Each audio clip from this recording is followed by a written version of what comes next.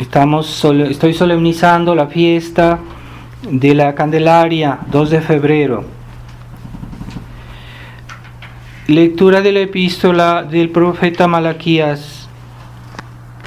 Sabed que yo envío mi ángel, que preparará el camino delante de mí, y enseguida vendrá a su templo el dominador que vosotros buscáis, y el ángel del testamento que deseáis.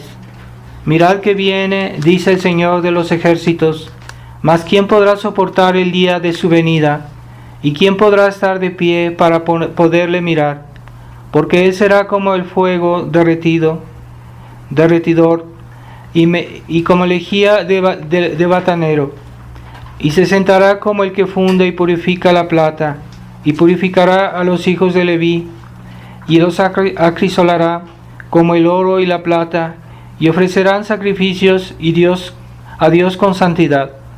Y será grato al Señor el sacrificio de Judá y de Jerusalén, como en los siglos pasados y en los años antiguos, dice el Señor omnipotente. Continuación del Santo Evangelio según San Lucas. En aquel tiempo, cumplidos los días de la purificación de María, según la ley de Moisés, llevaron a Jesús a Jerusalén para presentarlo al Señor. Como está escrito en la ley del Señor, todo varón primogénito será consagrado al Señor. Y para ofrecer en sacrificio, como está mandado en la ley del Señor, un par de tórtolas o 2 palominos. Había en Jerusalén un hombre justo y temeroso de Dios, llamado Simeón, el cual esperaba la consolación de Israel, y el Espíritu Santo moraba en él. Y habíale revelado el Espíritu Santo que no moriría sin ver primero al Cristo del Señor. Vino pues al templo movido por el Espíritu Santo, y cuando entraban el niño Jesús, sus padres, para cumplir con la ley, lo previsto en la ley, tomándole Simeón en sus brazos, alabó a Dios y dijo: Ahora, Señor, deja ir en paz a tu siervo, según tu palabra, porque han visto mis ojos a tu Salvador, que has puesto ante la faz de todos los pueblos, como luz que ilumine a los gentiles, y gloria de tu pueblo Israel. En el nombre del Padre, del Hijo y del Espíritu Santo. Amén. Ave María Purísima, sin pecado concebida. Estimados hermanos, estamos solemnizando esta fiesta de la Candelaria, de la fiesta de la presentación del Niño Jesús, fiesta de la purificación de Nuestra Señora, que nos dan el ejemplo de ese compromiso que vino a tomar Jesús, el Verbo, al hacerse hombre, tomó ese compromiso de salvarnos.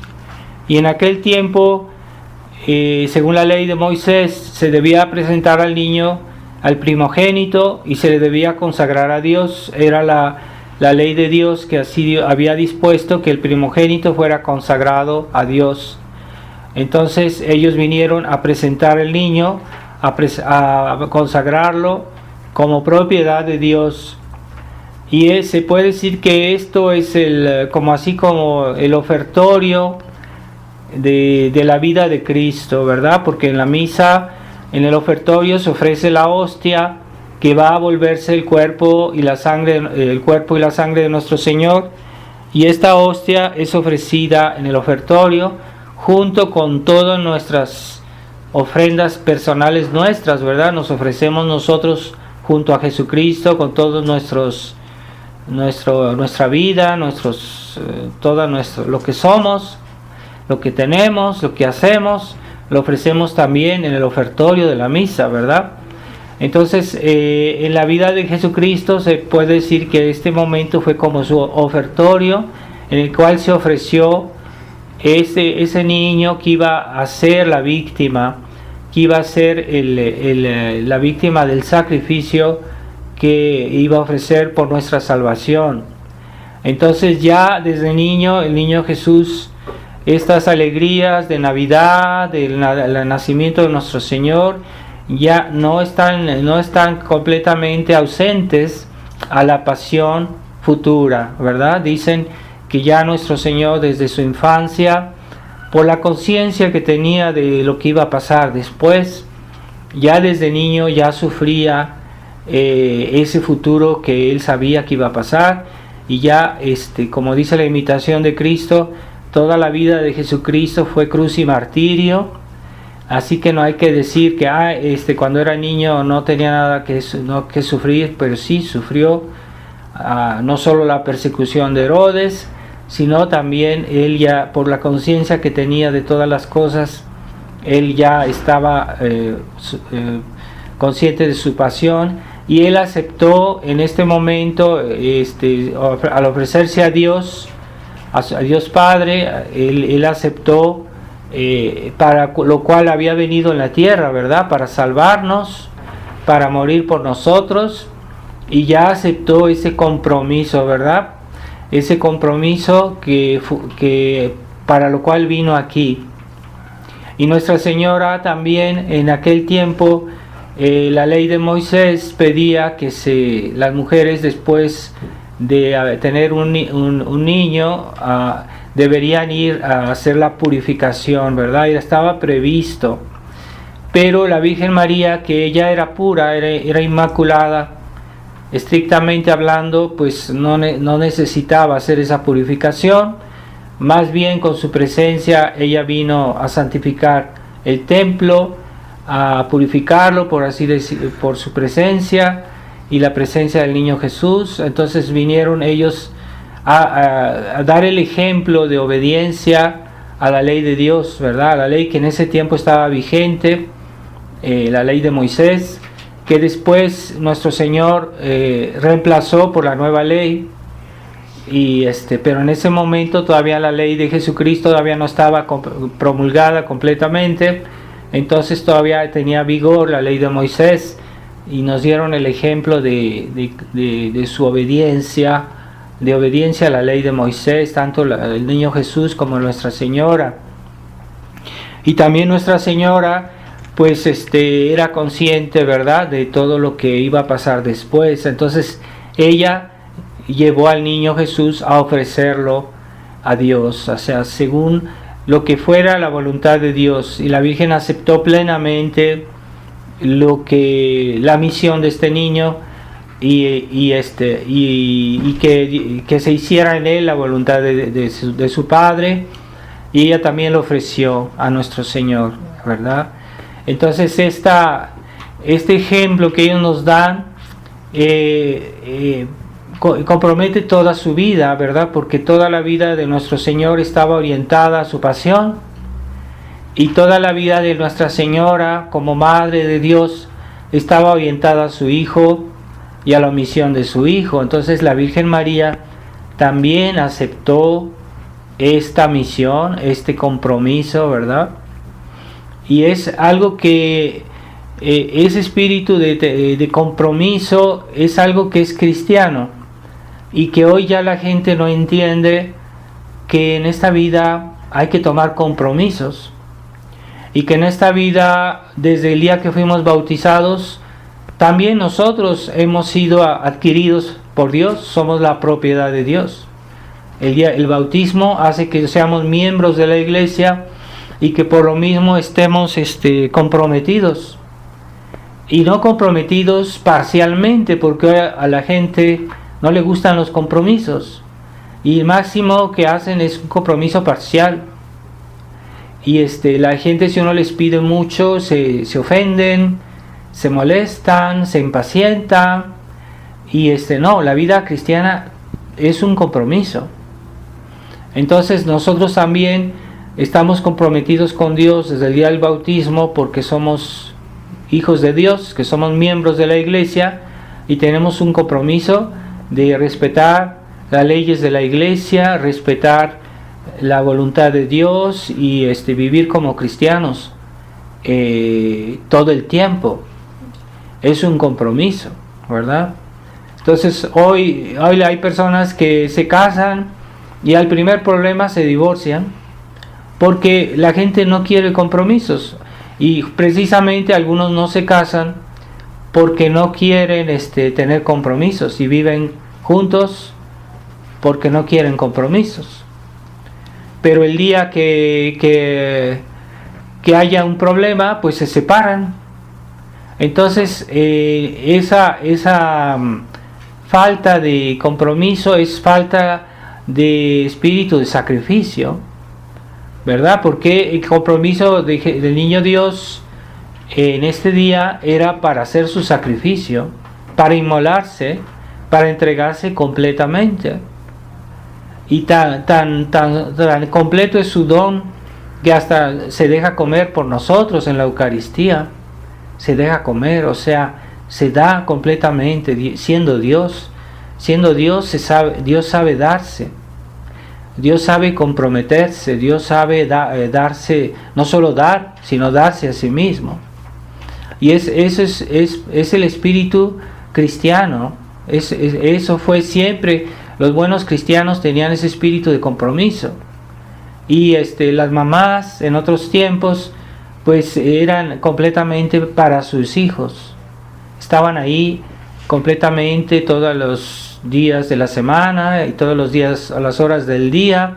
Estaban ahí para cuidar a sus hijos, para educarlos, para darles el ejemplo, para orientarlos. Pero ese espíritu de compromiso, de ofrenda de sí mismo, está desapareciendo en este mundo. Y nosotros podemos dejarnos contagiar de esa mentalidad, ¿verdad? Entonces nosotros decimos, es que yo soy católico de la tradición, yo trato de ser católico auténtico. Entonces eso implica que yo tenga que asumir eso bien, ¿verdad? Entonces que yo lleve una vida cristiana como debe ser, y que haya católicos que a veces se comportan mal, ¿verdad? Y que ven eso normal.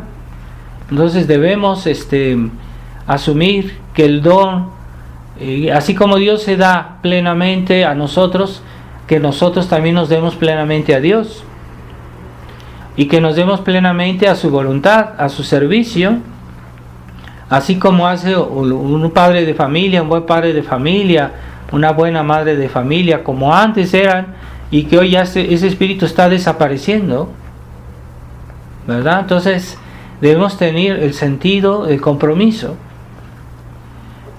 compromiso con todo lo que Dios nos pide principalmente, ¿verdad? Pero también el compromiso en todas las cosas que hacemos que implican un compromiso con el prójimo también, ¿verdad? Respetar los compromisos que hemos tomado con los demás. Eso se llama justicia, y también es la voluntad de Dios, ¿verdad? Entonces, si hemos tomado un compromiso con una persona, debemos respetar. Si una persona nos ha prestado algo, debemos regresarlo tal como nos lo dieron, y si no, debemos reparar. El sentido de compromiso. Entonces hoy la gente tiene miedo del compromiso. Ciertamente este mundo hay muchas cosas que no están bien, y por eso a veces tenemos miedo de que pueda pasar esto o aquello, pero por eso no debemos tomar responsabilidades en cosas que no están bien o que están dudosas. Debemos tener cuidado, no comprometernos con algo que está mal. Pero con Dios sí estamos plenamente comprometidos, porque el día que fuimos bautizados, en nuestra alma Dios puso un sello. Es el carácter bautismal. Es como un sello, es una marca que no se borra y que se queda en nuestra alma definitivamente para la eternidad. Aunque fuéramos al infierno, aunque fuéramos al cielo, esa marca ya no se borra, y es el signo de nuestra pertenencia a la iglesia. Entonces ya es un compromiso, ya estamos marcados, ya no podemos echarnos atrás, ya pertenecemos a Jesucristo, a su iglesia, somos miembros. Por eso la iglesia con las personas que están bautizadas es más exigente. Con aquellos que no están bautizados, pues la iglesia no les hace una obligación. Por ejemplo, hay personas que todavía no están bautizadas, que son catecúmenos y que todavía no están bautizados, pues estrictamente no tienen obligación de ir a misa porque no están bautizados. Pero una vez que están bautizados, ya tienen los deberes del cristiano y deben ir a misa, deben practicar las leyes de la iglesia. Entonces, con ese espíritu que hay hoy de que cada quien hace lo que quiere, esa falsa libertad, ¿verdad? La libertad liberal, que es la libertad de escoger el bien o el mal, y según a mi juicio, a mi criterio. Entonces, con esa libertad, pues la gente pues siempre escoge lo que es más fácil, lo que es más cómodo, lo que es más agradable, las diversiones, y todo eso implica que hay que, los deberes habituales de un cristiano pues son un obstáculo a todo eso. Entonces por eso mucha gente dice, bueno, nos vamos a casar, pero no queremos hijos, vamos a tener hijos porque si no vamos a poder ir de viaje, a poder comprar esto, a tener televisión, a tener un bonito coche. Entonces no quieren comprometerse. Pero y a veces teniendo los hijos, de todos modos no quieren comprometerse y los descuidan y no asumen plenamente sus obligaciones. Entonces ahí también hay un compromiso, ¿verdad? Desde el momento que se engendra un nuevo ser humano, los padres adquieren un deber, un compromiso con ese niño, no solo de alimentarlo físicamente, sino también de educarlo, porque ese niño tiene un alma y hay que darle una educación cristiana. Hay que hacerlo conocer y amar a Dios, hay que instruirlo, hay que hacer que ese niño conozca su religión para que la practique bien. Eso forma parte de ese compromiso que todos adquieren, los padres de familia cuando se casan y cuando tienen hijos, adquieren ese deber. Entonces, hoy hay mucha gente que considera eso como algo arbitrario porque dicen, yo quiero también vivir mi vida, yo también quiero ser feliz, yo también quiero ir de paseo, yo quiero también gastar dinero, ir por aquí, por allá. Y entonces tienen negligencia por la educación de sus hijos y no lo hacen bien. Entonces hay que primero asumir nuestras obligaciones y después podemos tener alguna alegría sana, alguna distracción sana, pero en segundo lugar, si Dios lo permite. Pero hay personas que quieren todo y no se puede, a veces no se puede. O hay personas pobres que quieren vivir como ricos y entonces gastan más de lo que tienen y entonces eso crea problemas, crea dificultades, ¿verdad? Entonces hay que aceptar lo que somos, pero al mismo tiempo no negarnos a hacer esos compromisos que tenemos a veces de nacimiento, ¿verdad? Yo nací hijo de tal o tal persona, entonces yo de nacimiento ya tengo un compromiso con ellos porque son mis padres. Es un compromiso de respeto, de amor, de cuidados que también debemos tener por nuestros padres, ¿verdad? Así que es recíproco, no solo es que los hijos reciban de los padres, sino que también los hijos deben cuidar a los padres cuando sea necesario. Y todo eso es un compromiso. Y todo está en el orden, en el plan de Dios. Así como el niño Jesús, la Virgen María aceptaron ese plan de Dios para su vida y que lo aceptaron y lo vivieron y lo llevaron a cabo sin falla.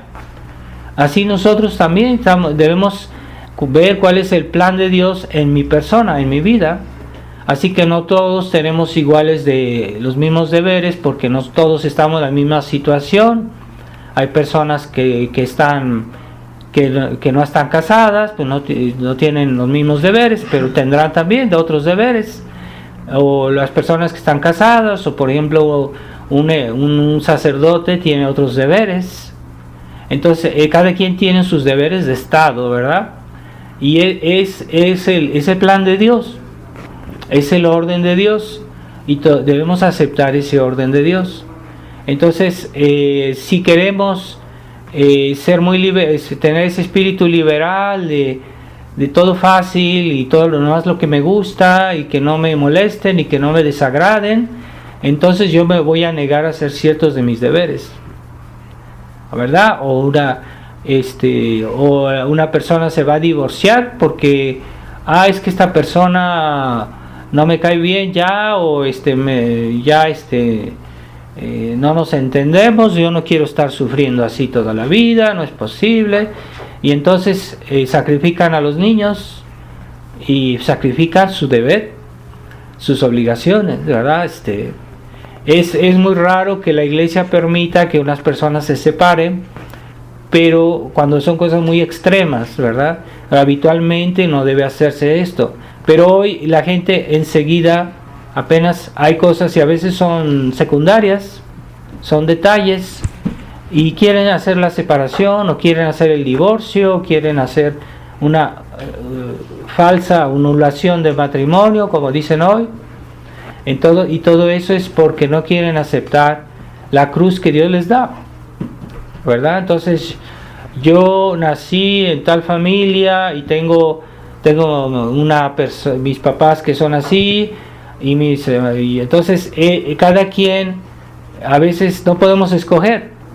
Debemos aceptar, ¿verdad? Nuestra vida, las personas con las cuales vivimos, como son. No quiere decir que aceptamos lo que está mal, pero a veces hay que convivir, hay que aguantar esa situación. Tienen que ser cosas muy, muy graves para que haya algo que, tenga que alejarse, ¿verdad? Por ejemplo, había santos que tenían sus papás que no eran católicos, y entonces esos santos dijeron, yo quiero ser católico, yo quiero bautizarme, yo quiero vivir, y tuvieron que alejarse de sus padres. ¿Por qué? Porque sus padres eran un obstáculo a hacer la voluntad de Dios. En un caso así es normal, ¿verdad?, que haya un alejamiento, ¿verdad? Por ejemplo, San Ignacio de Loyola, su familia le creaba problemas, pero él tenía su vocación de sacerdote, de religioso, y él tomó distancia con su familia, porque su familia era un obstáculo a hacer la voluntad de Dios. Son casos que pueden pasar, ¿verdad? A veces lo contrario, ¿verdad? Por ejemplo, Santa Teresita del Niño Jesús, sus papás eran muy cristianos, eran unos santos, y nunca le impidieron su vocación, nunca le hicieron obstáculos a su vida religiosa, al contrario. Entonces, aun si ella estaba en el convento, su papá venía a verla, y entonces siempre estuvieron en armonía, porque su padre no le creaba obstáculos a hacer la voluntad de Dios. Entonces, a veces puede pasar, ¿verdad?, que haya que hacer en ciertas cosas, separaciones, porque hay personas que pueden ser un obstáculo a hacer la voluntad de Dios. Por ejemplo, un matrimonio, un marido o la mujer se convierten en testigos de Jehová y quieren que la familia se haga testigo de Jehová. Entonces están en su derecho, el otro cónyuge está en su derecho de impedir eso, porque él no va a dejar que esa persona haga que sus hijos se vuelvan testigos de Jehová, que se vuelvan protestantes. En ese caso hasta se puede justificar la separación. No estoy hablando del divorcio, de la separación. Es un caso suficientemente grave para que unas personas se separen, puede pasar, pero siguen siendo por el bien de los hijos, por el bien de los niños, ¿verdad? O una persona que quiere casarse con fulanita y que esa mujer no es católica, pues hay que decirme, yo prefiero no casarme que casarme con una mujer que me va a impedir educar a mis hijos cristianamente y que me va a crear división en el hogar. Es mejor no casarse.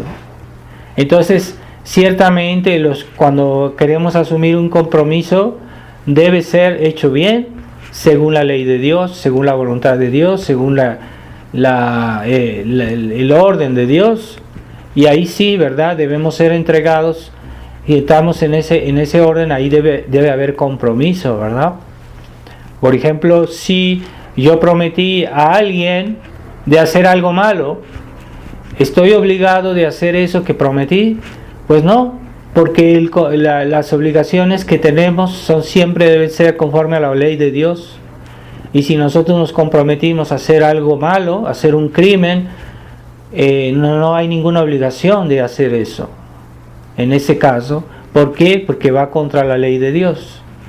Entonces debemos saber en qué consiste el compromiso, los compromisos que tenemos en nuestra vida, porque a veces tenemos obligaciones con varias personas de nuestra familia, pero puede ser también con otras personas. Y ese compromiso hay que asumirlo. Y es así que uno gana el cielo. Porque aquellas personas que no quieren comprometerse, que no quieren ser fieles a algo, pues no tienen mérito.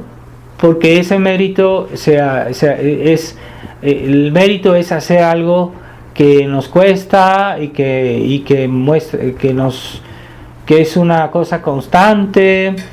Y ahí se ve el mérito de lo que hacemos, pero ese mérito tiene una recompensa en la otra vida. Pero aquellos que no quieren compromiso, que no quieren esfuerzos, quieren todo fácil, pues no van a merecer el cielo. Así no se merece el cielo. Entonces hay esa falsa concepción de los católicos modernos, de la Iglesia Conciliar, que la vida cristiana es demasiado fácil y no insisten tanto a las personas de que hagan esfuerzos, de que hagan bien sus compromisos y de la vida cristiana. Entonces se puede decir que esas personas no son tan agradables a Dios. Tal vez en parte sí lo sean, pero no totalmente. ¿Por qué? Porque no asumen bien todos sus compromisos. Y querámoslo o no, tenemos un compromiso con todos los que tienen el nombre de cristiano. ¿Por qué? Porque nosotros somos cristianos, porque nosotros somos bautizados. Y tenemos un compromiso con todos los que son católicos, porque somos miembros de la misma familia espiritual. Somos miembros de la iglesia. Entonces, aunque yo no tenga compromisos más estrechos, pero sí tengo compromisos con todos los católicos del mundo y debo rezar por ellos. Entonces, cuando rezo, no debo rezar solo por mí, por mi familia, debemos rezar por la iglesia, por las necesidades de la iglesia, por la necesidad de todos los católicos que son perseguidos, que son de los católicos que están en peligro de condenarse, y en segundo lugar por todos los que no son católicos. Así que primero los que son de nuestra familia, es normal. Debemos rezar más por los católicos que por los paganos. Los paganos no son bautizados, no son miembros de la iglesia, pero podemos rezar por ellos también, pero en segundo lugar. Y debemos tener ese sentido a las precedencias, ¿verdad? Primero es el amor de Dios, después el amor de los hombres, ¿verdad? Y eso es un compromiso desde el momento que nacimos, que tenemos una inteligencia, una voluntad. Eso no es un compromiso, porque Dios hizo la inteligencia para conocer la verdad y la voluntad para amar el bien. Entonces, desde el momento que tenemos inteligencia y voluntad, debemos amar a Dios, porque es el primer objeto de nuestro conocimiento, es Dios mismo y el primer objeto de nuestro amor. Entonces, cuando un niño comienza a tomar conciencia de sus actos y comienza a darse cuenta qué es el bien y el mal, y se da cuenta que hay un orden en la creación, que hay cosas que son buenas, que son malas, y él acepta ese orden, en ese momento él ya está amando a Dios, ya está comprometido con Dios, y si él lo acepta, ve ese orden y dice, bueno, tengo que aceptarlo porque es lo que es correcto. Entonces ya él acepta ese compromiso que tiene como criatura y miembro de este mundo, de la iglesia, lo que fuera, de este orden que Dios hizo, y ya a momento dado uno se da cuenta que hay que aceptar, por ejemplo, los niños que aceptan que hay que obedecer a sus papás, todo eso, que hay que portarse bien, que hay que ser obediente a ellos mismos. Cuando tienen una cierta edad, ya tienen uso de razón, se dan cuenta que deben hacer eso, y se dan cuenta que si no lo hacen está mal, que es pecado. Entonces ya los niños pueden ser capaces de hacer el mal. Y si los papás no están atentos, si no los educan bien, pues ese niño cuando crezca no va a tener noción, va a tal vez inclinarse más fácilmente por el mal. Por eso es muy importante que los papás estén cerca de sus hijos para hacerles amar a Dios, hacerles enseñar, aunque todavía no tengan uso de razón. Hay papás que se excusan de enseñarles a los niños sus oraciones porque todavía están chiquitos, pero es un error.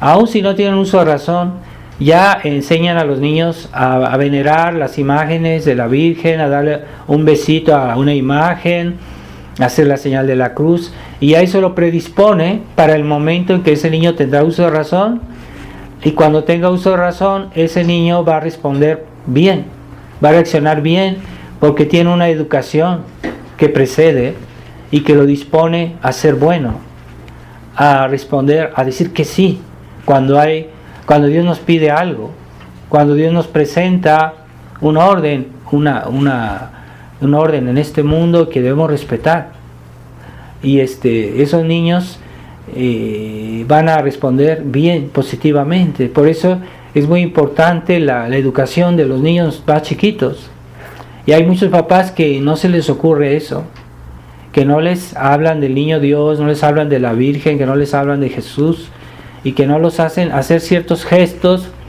que ellos sí perciben, sí entienden, y ya los predisponen a ser buenos. Esos niños van a ser más fieles, y si los bautizan cuando apenas nacen, lo más pronto posible, esos niños reciben más gracias, y esos niños van a ser mejores personas porque recibieron más gracias más tempranamente. Y ellos van a adquirir el sentido del compromiso, ¿verdad? Y entonces toda esta vida, en todo tenemos un compromiso. Yo no puedo, cuando yo veo algo que es verdad, que es una cosa que me dicen que es verdad, yo no tengo la facultad de decir, no lo acepto, no me gusta eso. Puesto que Dios me dio la inteligencia para la verdad, yo no puedo negarme de aceptar la verdad. Y si me niego, estoy haciendo un pecado, porque estoy yendo contra el orden de Dios, que Dios puso en mi vida, en mi cuerpo, en mi alma. Dios puso un orden, y Dios puso la inteligencia, la voluntad, que deben ser usadas para el bien, para la verdad y el bien. Y si yo no lo hago un pecado. Entonces a veces son verdades más importantes, a veces son bienes más importantes, son pecados más graves, ¿verdad? Pero yo no puedo estar haciendo excepciones, porque la conciencia de los católicos liberales y de todos los liberales es que tienen una mente de hule, por decirlo así, que a ellos la hacen como quieren, pero no aceptan la verdad tal como es. Entonces aceptan medias verdades, o aceptan cosas así, hacen mezclas Y ese es el espíritu liberal. O sea, no quieren la verdad simple como es, sino que se pierden en otras cosas. Y es que sí, eso es verdad, pero a mí no me gusta. Y no, es que no tiene que ver. Si es verdad, tienes que aceptarlo. Es que a mí no me gusta y yo tengo derecho a divertirme, yo tengo derecho a esto. Y no aceptan la verdad como es. Entonces hay cosas que no podemos hacer porque no tenemos los medios, y eso Dios no nos obliga a lo que no podemos, pero Dios nos obliga a lo que sí podemos. Así, de una manera razonable. Por ejemplo, una persona que está enferma, pues Dios no la obliga a que vaya a misa porque está muy enferma y no puede salir. Es una manera razonable. Yo no voy a misa porque tengo una razón verdadera, ¿verdad? Dios no nos pide tampoco cosas absurdas. Dios no nos pide cosas que no se pueden hacer. Entonces, cuando están nuestras posibilidades y que tenemos el tiempo, la posibilidad, debemos hacerlo, ¿verdad? Entonces tengamos ese sentido, porque el compromiso es la señal de nuestra plenitud. ¿Por qué? Porque ¿quiénes tenían más grandes compromisos que Jesús o la Virgen María? Pues sí, pero son ellos los que son en el cielo los más gloriosos, los más felices. Entonces, si Dios nos dio más que hacer o por su gloria, entonces vamos a tener un cielo mejor. Ahí sí tendremos libertad de hacer lo que queramos en el cielo, porque en el cielo no hay ya las personas que están en el cielo no pueden pecar, porque están tan cerca de Dios que no pueden pecar, pero tienen libertad y son felices y no les falta nada, y ya no hay sufrimiento, ya no hay cruz, ya no hay el peso del compromiso. Pero ellos sí están comprometidos con Dios por el amor, pero es un amor que no pesa, porque es fácil amar a un Dios que es bueno, sobre todo si uno lo ve directamente en el cielo. Entonces allá no habrá el peso de la obligación que hay en esta tierra, que sí cuesta problemas, difícil a veces hacer nuestros deberes. Hay cosas que pueden costar hasta la vida, pero son un compromiso, ¿verdad? Por ejemplo, yo no puedo renunciar a mi fe, aunque me pongan una pistola, me digan renuncia. Entonces, aunque me maten, yo no puedo. Pero ¿quiénes son los católicos que están dispuestos a hacer ese sacrificio, verdad? Y a veces, si uno ve las vidas de los santos, de los mártires, esos mártires fueron capaces de hacer un acto heroico, porque toda su vida fue una preparación a ese acto heroico. Es que no viene así, un acto heroico no viene así como en un instante, se lleva todo a cabo con una preparación, toda la vida, nuestra vida de fidelidad, nuestra vida de fidelidad a la fe, a nuestras obligaciones, pero primero a la fe, ¿verdad? Porque es más importante la fidelidad a nuestra fe que la fidelidad a otros detalles de la vida cotidiana, ¿verdad? Como en la fraternidad, San Pío X insiste mucho en el deber de Estado, pero el primer deber de Estado es la fe, la preservación de la fe, la defensa de la fe, hoy que es atacada por todos lados, en la iglesia misma, el Papa mismo está destruyendo la fe. Entonces, el primer deber de Estado de un católico, porque es un católico, para ser católico debe tener la fe. Entonces es su deber de Estado, porque un católico tiene la fe por naturaleza. Y entonces para ser católico hay que tener la fe. Entonces el primer deber de Estado, tener la fe, defender la fe.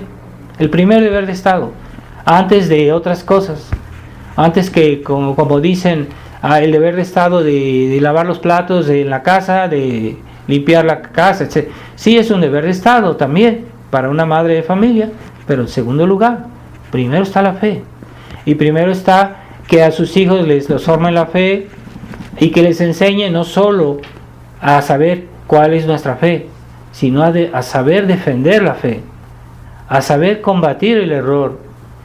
Eso también es compromiso.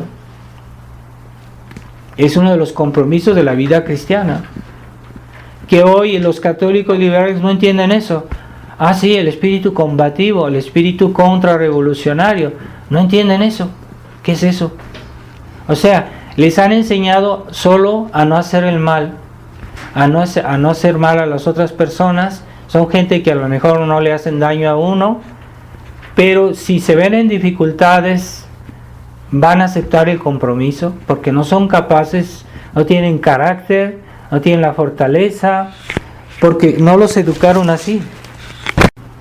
Y este espíritu de combate forma parte de la vida cristiana, ¿verdad? Porque nuestro Señor tuvo que combatir cuando tuvo que discutir con los fariseos, y los denunciaba, y lo atacaban, y Él también se defendía. Nuestro Señor no era un pasivo, no era un pacifista. Y también los ponía en su lugar cuando era necesario. Él denunciaba el error y no estaba bien con el mundo, porque hoy es típico del clero moderno de no quieren estar mal con el mundo. Entonces el mundo hace todo lo que hace y ellos guardan silencio para no tener problemas, no denuncian. El problema de muchos sacerdotes de la tradición que ya están empatizando con Roma y ya no denuncian tan claramente, ya no dicen todo lo que está pasando, porque los fieles necesitan saber esas cosas también para protegerse. Y ya hay sacerdotes que o hablan poco, yo no digo que no hablen nada, pero hablan poco o no dicen todo. Y es inquietante cuando hay algún sacerdote, aunque fuera incluso de la resistencia, ¿verdad?, que no dicen todo. Entonces pueden hacer sermones muy, muy bonitos sobre cuestiones muy espirituales, pero los fieles también necesitan el contraveneno. No solo necesitan alimento de las almas, ¿verdad?, cosas positivas, ¿verdad?, pero también necesitamos el contraveneno, porque a veces en este mundo hay veneno. Entonces necesitamos no solo ser buenos católicos, necesitamos ser contrarrevolucionarios, ser combativos. ¿Contra qué? Contra aquello que nos puede hacer a caer en tentación.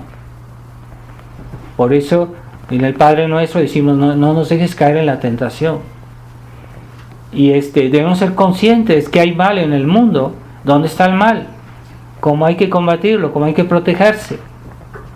Y si nunca se habla de eso, entonces somos católicos buenistas, indefensos y ingenuos. Dios no nos pide ser ingenuos, Dios nos pide ser buenos, pero no ingenuos. Entonces Jesucristo dijo, sed inocentes como palomas, pero astutos como serpientes. ¿Qué quiere decir? Que sabemos saber defendernos. No con orgullo, no con soberbia, no. Pero a veces el demonio nos ataca. Los que están al servicio del demonio nos atacan. El mundo que está al servicio del demonio nos ataca. Y ataca a nuestros niños en las escuelas, les quieren mil cosas, ya sabemos, con atentados sanitarios, ya sabemos cuáles. Y todo eso, entonces, si no tenemos ese sentido de combate, de alguna manera vamos a caer. Entonces pensemos en eso, pero como dicen, servir a Dios es reinar. O sea, no hay que ver el compromiso como un peso, como algo malo, como algo que nos limita. Tal vez sí en esta vida los deberes de la vida cristiana pues sí son difíciles, pero es así como se merece el cielo. Y cuando Dios quiere que una persona sea más feliz en el cielo, le da una cruz. Las cruces son un signo del amor de Dios. Los católicos liberales no entienden eso. Es que la cruz lo menos posible y si no mejor nada. Pero cuando Dios nos da una cruz es signo de que nos quiere hacer más felices en el cielo. Entonces, la Virgen, no sé si era la Salet, que se quejaba, decía, todos esos católicos que yo les mando cruces y se quejan, y les estamos haciendo un favor. Eso decía la Virgen. No sé si fue en la Salet o en otra, la vida de un santo que leí eso, pero la Virgen se quejaba, decía, son muy ingratos esos católicos que cuando nosotros les mandamos una cruz, en lugar de aceptarla, se quejan, porque deberían dar las gracias. Así lo dice la Virgen, así lo decía.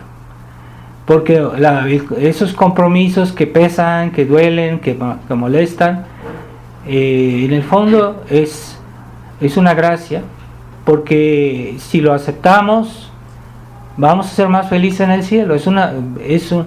Los santos se alegraban cuando tenían a veces cruces, se alegraban, daban gracias. Pero ¿qué nos puede hacer comprender eso y aceptar eso? Pues tener un espíritu de fe, porque la razón no explica eso. La razón humana dice, no, menos sufrimiento, mejor. Pero no es la razón que nos va a hacer comprender el valor de la cruz, no es la razón, es la fe.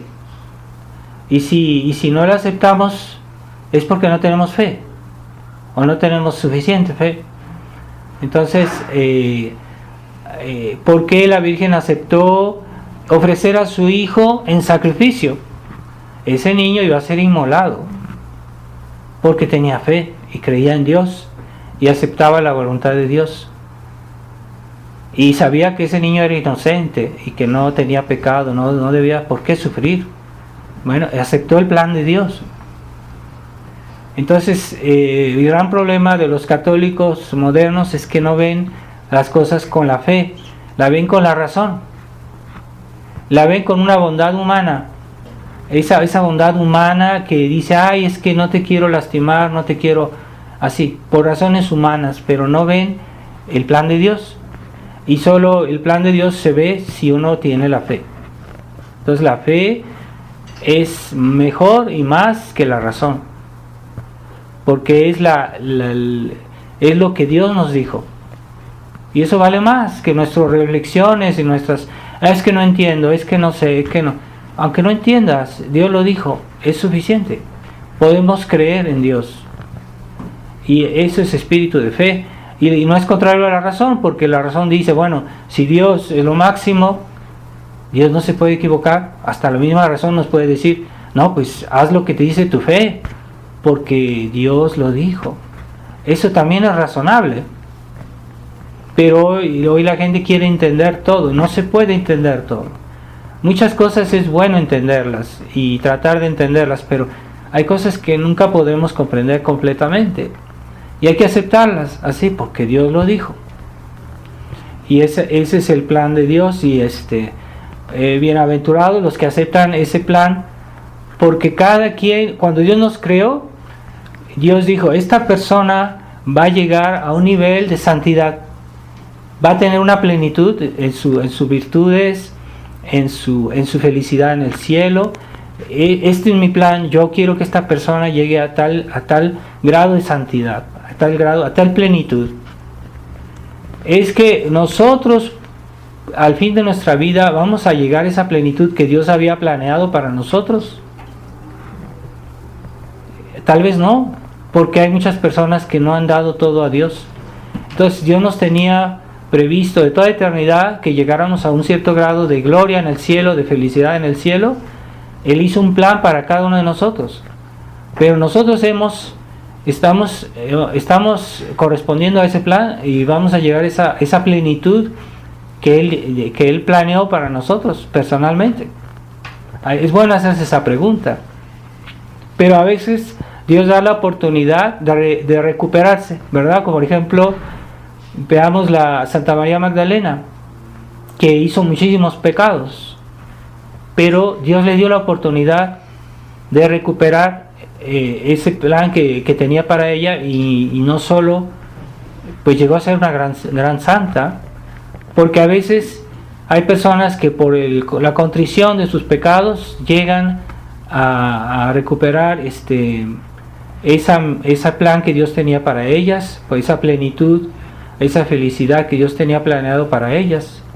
Entonces, si nosotros en nuestra vida hemos tenido pecados, pues hagamos penitencia y tal vez vamos a de alguna manera recuperar ese retraso que tenemos, ¿verdad? Porque no hemos correspondido a todas las gracias de Dios.